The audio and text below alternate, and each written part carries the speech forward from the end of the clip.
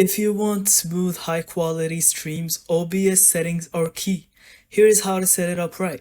Step 1.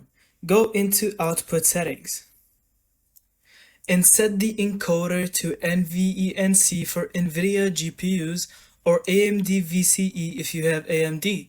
This offloads encoding to your GPU instead of CPU. Step 2. Set your bitrate for 1080p 60 fps. Aim for around 6000 kilobytes per second if your internet can handle it. Lower if your upload speed is low.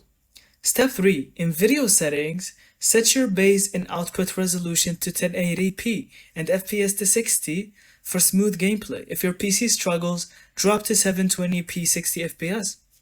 Step 4. Enable dynamic bitrate or stream buffer options to prevent lag spikes if your connection isn't stable.